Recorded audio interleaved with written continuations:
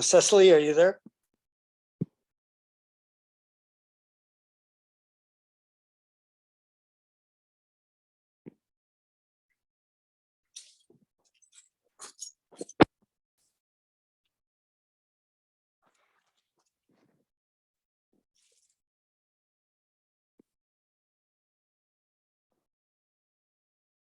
There you are.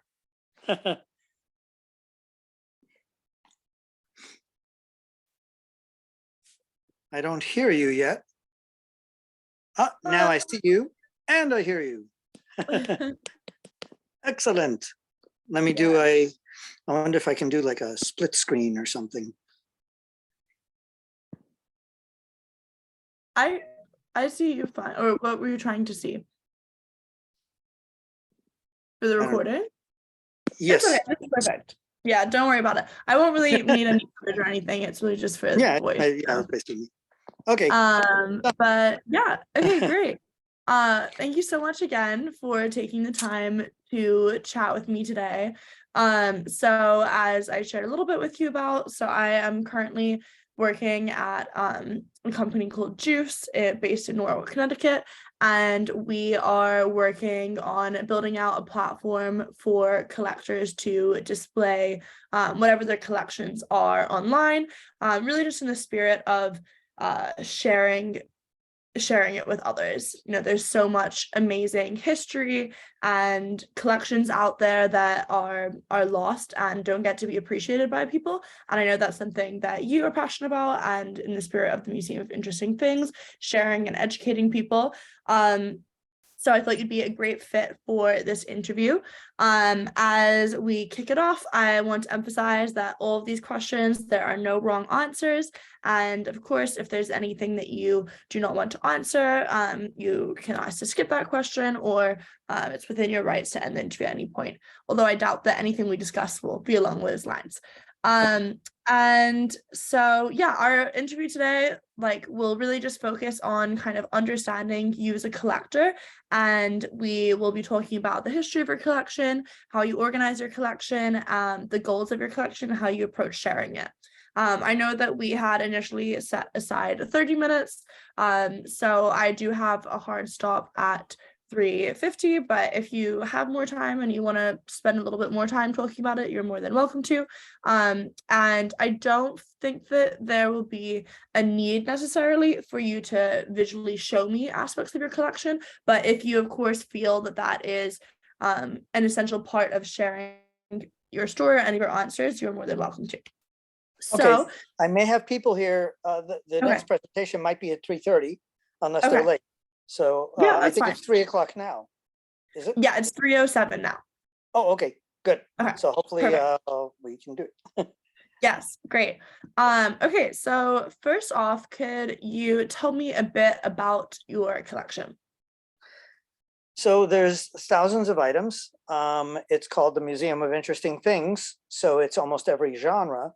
But the point behind it is the history of invention, no matter what field. So it'll be kind of, I call it the missing link factor, all the links in the chain until you get to your iPhone or your television or your sofa or whatever it is, all the links in the chain until that invention. And I try to pick things that have kind of three criteria. Obviously, missing link factor, and then some sort of educational factor, and then maybe some sort of wow factor. If it has any one of those, excellent. If it has all three factors, it's a home run. Great. And how did you start collecting? So I've been collecting my whole life. It started with just, I loved patterns and I loved interesting things. So it would be, maybe a Spider-Man cartoon, comics, or it would be records and it'd be Beatle records. But I would always collect different things that I thought were interesting and had stories involved with it.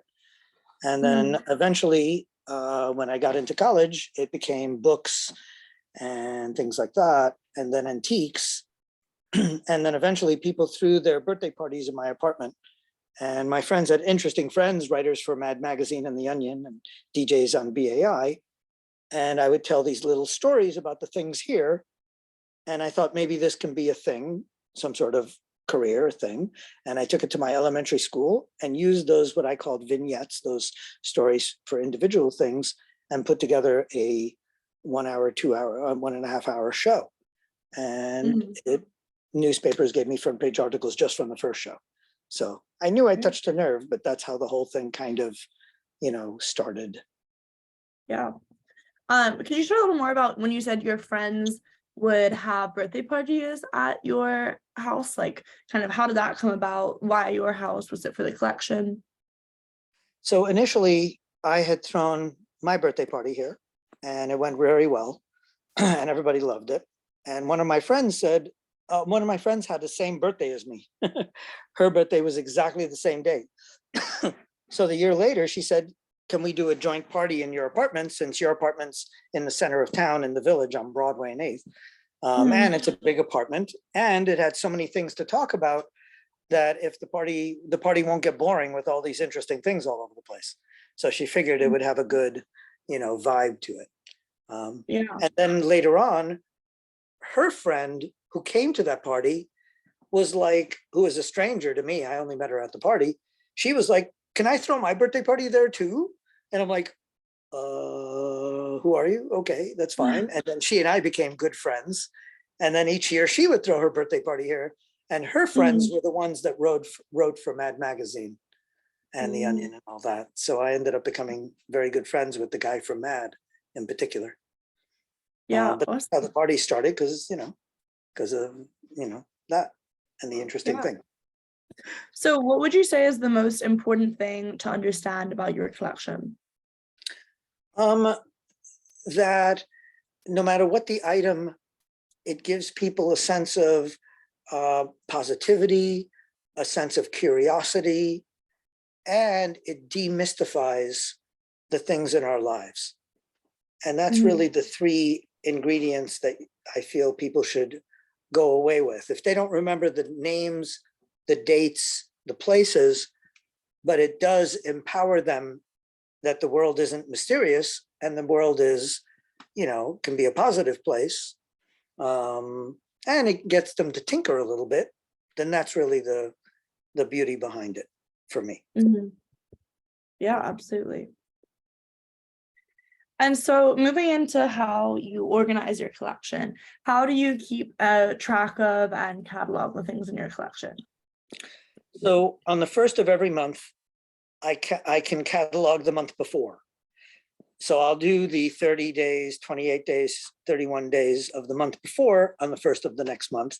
And I'll go back to that month and I'll go into everything I got. And I mean, there's proper catalog programs and all that, but it's so many thousands of pages now that it would take me 5 times longer if I had to go and put address here and email there. So what I do is I just, in big clumps, copy and paste all the text the guy had, all the pictures, and I put them into a big Microsoft Word document, and it's many, many pages. And I figure someday I can get an intern to go into those pages and say, here's the address, here's the name of the item, here's 3 pictures, and put them into another program properly.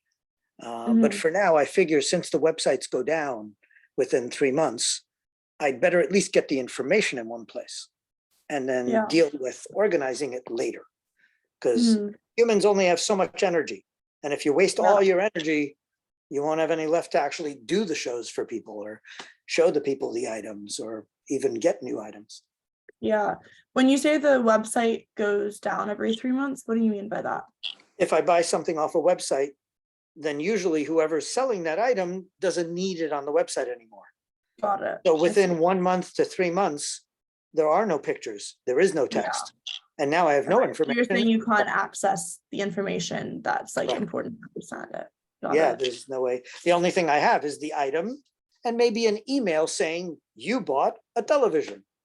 But I don't have anything else. What year is it from? All that other stuff. Yeah. If it's not in the title, then I don't have it. That makes sense. And when you say kind of like long term, you would want an intern or someone else to do it, is time the main thing that's holding you back? It doesn't sound like it's not something you care about? I'm just trying to understand kind of like what the main blocker is. It's time and budget that impede you from doing many things when you're anything, Yeah. entrepreneur or just a human in the world. Yeah, absolutely. And is your collection insured? Like, is that something you thought about with cataloging I've it? thought about it, but it's another cost, and I have a very safe place. Insurance is a risk, and this place is 21 doormen and all that. And I really don't talk about insurance, or I talk about Yeah, theft or things like that. I don't like to talk about those things because I feel like A, it jinxes it, and B, I'm about education. I don't like to talk about prices of things and yeah. cost of things because, it's like being the Met. I try not to think about, I think about more of the educational factor of it Mhm. than, those things, because those are negative. Yeah, no, absolutely. I only ask in terms of that for some collectors is kind of a main driver of cataloging their collection. But it seems like for Right. you, it's more for educational purposes or personal? Like, how would you describe kind of your primary What I do is goal? more for what I do is more for educational purposes than personal, definitely. I mean, there are Yeah. things that I love that I get, but I don't get them just for that. There's a lot of things I love that I don't get because it doesn't serve the purpose that I need it to. Yeah, absolutely. So then I guess kind of this is a good segue into moving into the goals of your collection. I'd love for you to talk a little bit about what your collection means to you. Um, so what my collection means to me is, like I said, mostly keeping that positivity and that curiosity and something that has some sort of missing link and wow factor to it, an educational factor. Mhm. So it really is very much about that. I like the fact that people walk in like you did and walk in with a smile and say, wow, Mhm. this is interesting. And there's a lot of Mhm. cool stuff here. That's Yeah, important, you know. absolutely. So it seems like it is important to you that others can experience your Yeah. collection. Yeah, I Okay. think it's important to share it. I don't think that has to be with everyone. People Mhm. buy things and you don't need to bring people into your home, into your life. You want your friends and stuff like that. It's not for everyone. But Mhm. I find for me, it's great. And then it allows other people to enjoy their things privately. Mhm. They can appreciate their stuff in their way. Yeah. So what do you think it is when you mentioned that not everyone finds it important that other people experience their collection? Do you think it's just kind of something about like who you are, or what is the differentiator between why that's important to you but maybe not to others? Um, I find I keep getting a phone call and I have to Oh, no worries. fine. I have to decline so that, because I think it loses picture, right? When that happens, Yeah, did it you does. picture? Yeah. Mm. Um, so, and your question again was, Just kind of what you mentioned that some people maybe don't care as much as you do about having others experience their collection. And I'm wondering what you see as kind of that distinction. Like, why is it important to you, but maybe not to others? I think to each their own. And I don't think that everyone should be doing that. I think everyone should do what they want to do. I do this so that other people don't have to. So that other people don't have to buy 1,000 things. People don't go to the Met and go, the Met doesn't exist so that you buy Monets. Yeah. The Met exists so that you don't have to buy a Monet. You can go there and see a Monet. And Mhm. that's kind of my purpose. My purpose is I get this, somebody else gets that, and it's Mhm. all good. Now I do it for what I do it for, but people should have their sofas and their artwork on their walls because that's what they want on their walls. They don't have to share it. Yeah. So Then when they, you first, that could be a disadvantage, people, coming into their homes and learning and seeing what they have. yeah, Some people absolutely. like their privacy. Yeah. When you first started collecting as a little boy, like, was it always important to you to be able to share it with other people, or do you think that your mission has changed since you first started collecting? My mission has grown since I started doing the museum. Since I Mhm. started doing the Museum of Interesting Things, it's grown. Back then, I would share with friends. I would talk about the newest item or the newest thing I learned and say, oh, look at this, or I just learned that. But now that's grown exponentially. Yeah. So even before you had the museum, it sounds like it was still important to share with other people. It was just a Yes. different Well, way, that's or why we threw the parties here. Yeah. yeah. Okay.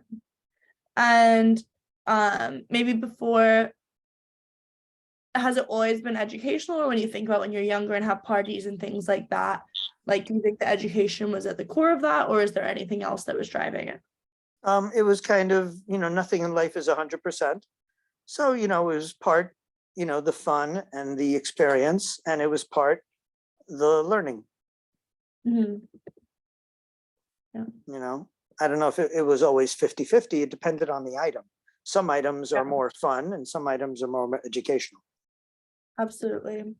And so are there some things that maybe as you switch to being more educational in nature, like how has that affected the things that you do buy versus don't? Like, I know you mentioned there's some things that you'd be interested in, but you won't because they don't serve like those three things that you want.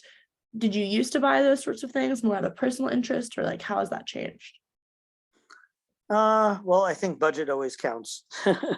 So, I may have bought those things then, but not as much. Now I buy things more, obviously, Mhm. than I did back then. Yeah. Okay. And so moving into a little bit about understanding how you share your collection. This is our last section. We're going up against we have about 10 minutes left, but how do you approach sharing your collection with others? What do you mean? How do I approach that? What do I? In terms of, do you like to guide others? Do you think it's important to guide someone through your collection? Or are you comfortable with them just experiencing it on their own? I usually, well, it depends on the event and the venue. Mhm. So sometimes, when I do things here, I guide people because there's too many items, and some items that they may ask about don't have as interesting a story. So I try to, and there isn't, an eternity of time. There's so many Mhm. items, they would be here for the rest of their life before they finish them. Yeah. So here you have to guide them. But when I do an event, I often have one table with a few items. And with Mhm. that kind of situation, usually people come to the table and they experience it. And then they'll ask about this item or that item. Or Mhm. I'll say, hey, come over here and look at this. Mhm. Um, so it'll be kind of more of a mixture, but they'll go through the items much more when I'm doing, you know, a festival. Yeah, absolutely. So do you think it's important to share some sort of history, context, story alongside your pieces? Like, is that kind of an important part of sharing your collection with others? Or do you think that experiencing the piece on its own is enough? It needs to be both. That's why my stuff is interactive, but not Mhm. everybody should be interactive because you could ruin items. Yeah. But I let people touch a certain amount of the items that I have, and it should be a little bit of each for what I do. But some items, you could just, hear the story about it, Mhm. and some items you should experience, like a record player. Yeah. You want to play the But record that player. experience comes along with some sort of story or explanation, Oh correct? yes, I won't just have it being used. I always try to, you know, it's not completely mutually exclusive. Yeah. Um, the history, some sort of story should accompany it. You can have the story without experiencing it, but you Mhm. shouldn't have the experience without the story, because then you don't know what you experience. Yeah. And people like stories. Mhm. You did. Definitely. Do you think that kind of like the story aspect, has that changed as you've moved more into the educational realm, or has that been something, ever since you were hosting birthday parties in your home, the stories were an important part? The stories were always an important part, but they've grown since then because now there's a greater purpose. Back Yeah. then it was just enjoying and, some cool stories. Now, you know, there's a lot. It's become, more in depth. Mhm. Yeah, absolutely. And how do you decide what to show people? Um, you mean acquiring it in the first place, or once I have all the pieces, how to show? Once you're looking at your collection and you Oh, have people coming in or you're having an event like you do, how do you determine which pieces you're going to share? well, if the event has a theme, then I don't discern, then I just pick from that theme. So if it's an event and it's toys and it's kids, then I use my items that have to do with toys and that. And then I pick within the ones that I feel are the best for transporting and that have the best story and the least amount of things that are less fragile. But Mhm. usually the theme is dictated by the event, by the situation. And Mhm. if I can come up with my own theme, it's still a theme. So I'll still say, I feel like doing toys today, or I feel like doing cameras today. Yeah. But it's And so usually by what theme. about usually by what? Sorry? It's usually by theme. Got it. So when you have people coming into the museum and there isn't a specific theme, is it typically like what makes someone get really excited about a piece and gets you excited about sharing it? Like, is it the story? Is it how unusual it is? Doesn't, is it how much it costs? Like, what is the thing that makes you really want to share something and that you get kind of that enthusiasm back from? Well, it depends on the person when they come in, but I do reel it in every time, especially here. So Mhm. yes, people will come in and be experiencing everything at once. But as you know, when you came in, the first thing you saw was the Edison cylinder player. Yeah. Um, because, hold on, why is that not Mm. range? I think it was 2 calls, and that's why I didn't. Um, No. but I try to reel them in and guide them through the experience here. And this experience is the history of invention, so it's more of a smorgasbord. I give them a little bit of each theme, or a little bit of the main themes. Now there's Mhm. 50 themes, so you can't do them all. But I Yeah. give them a little bit of each theme, like I did for you, Mhm. and that works the best for Yeah. this kind of situation. But like I said, if I'm doing a Comic-Con, or if I'm doing, a university or something, they'll say this is a class on communication, or this is Yeah. an event about photography, and then the theme is picked by them. Yeah. So when you are thinking about like which you pick from each theme, um, I guess I'm just curious, like what, are you looking for the one that's the most rare item, the one that has the best story, like kind of what helps you determine whether you think people will be interested in it? Usually it's the story, and then the wow factor, and the educational factor. Mhm. um in that order, probably. Okay. Can you share a little bit more about what you mean when you say the wow factor? Like, what does the wow factor mean to you? So when you see something like, hold on, let me see if I can switch the camera. uh when you see something like a really cool Edison record player, that has Mhm. a great look to it. That's interesting.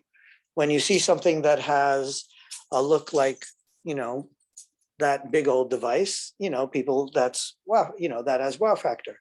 But then when you see something that's like,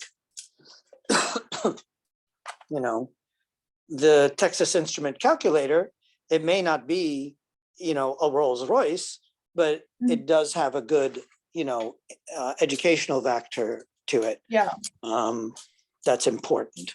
Um, Got it. and so that, you know, now fortunately, the Edison record player has all three. It has Yeah. educational factor, and it has, wow, that looks cool. Yeah. And it has the missing link factor, because that's what existed before the record player, before Yeah. your iPhone. Absolutely. So it seems like, and correct me if I'm wrong, the wow factor seems to be kind of a combination of how unique it is, maybe how large it is, how different it is to what most people will get to see in other aspects of their life. Is that Uh, correct? Yeah, I mean, not so much large, just has to do with Yeah. whether or not I can transport it.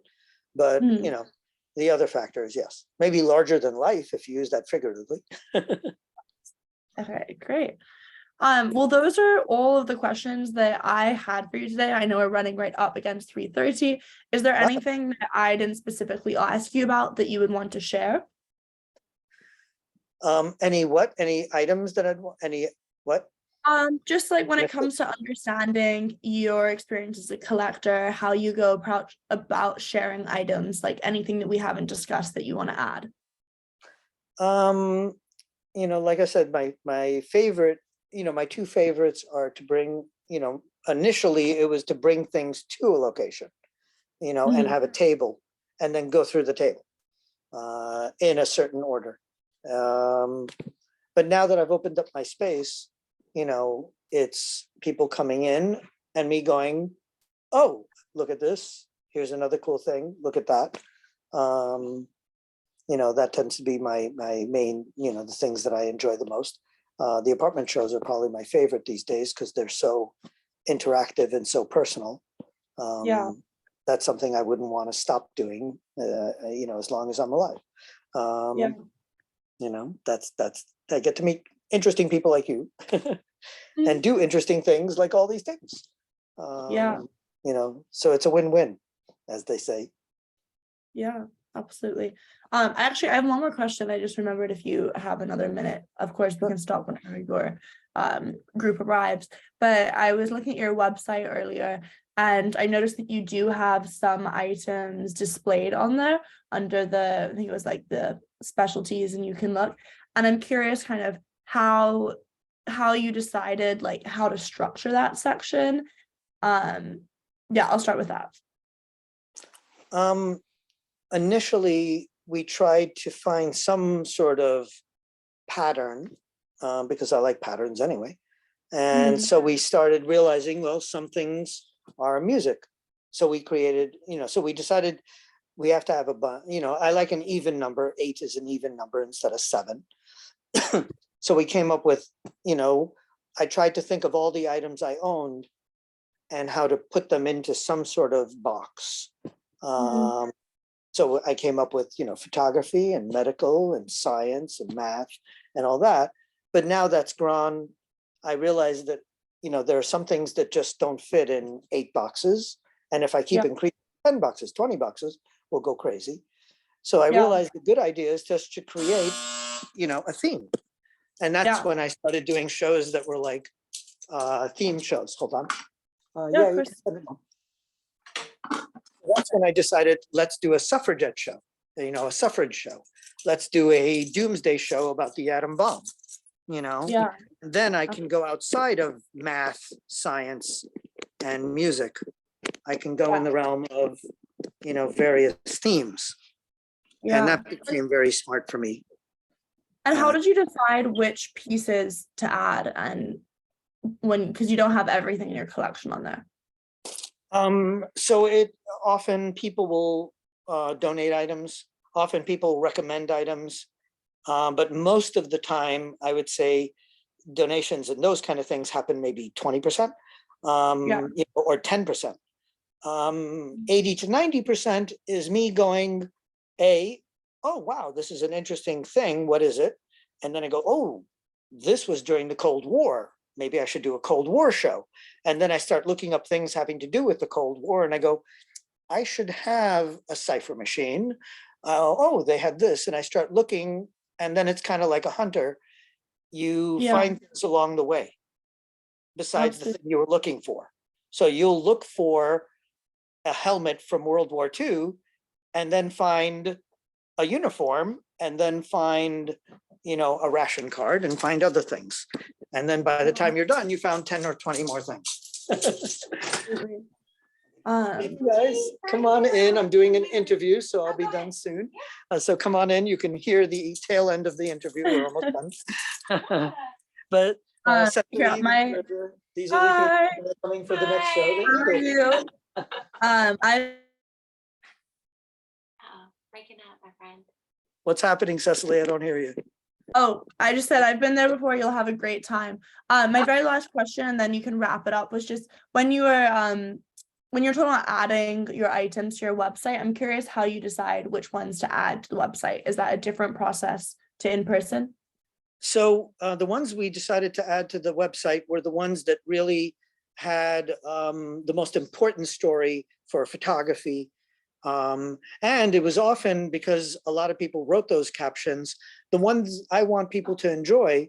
So I was like, which one are you excited about writing something about? Because it's important for them to love what they do.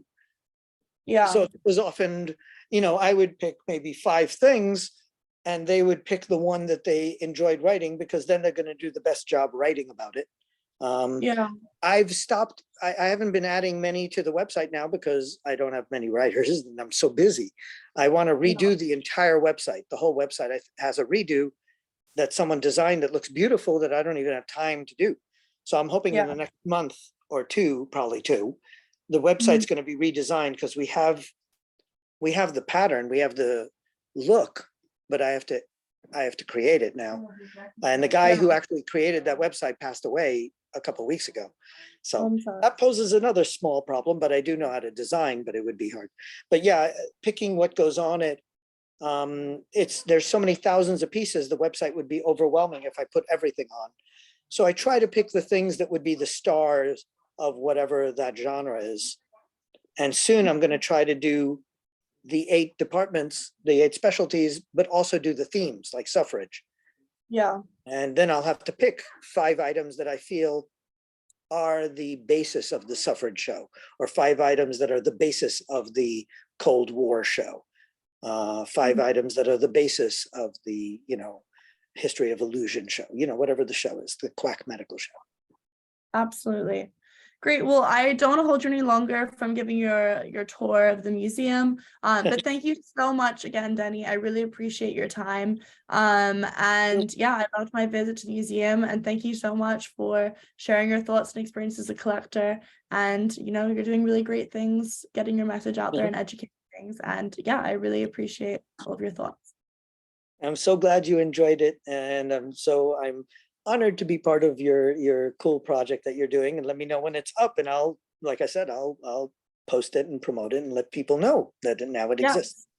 Yes, definitely will. Thank you so much. Okay, You're bye, welcome. Jenny. Bye, Cheerios. That's awesome. How are you?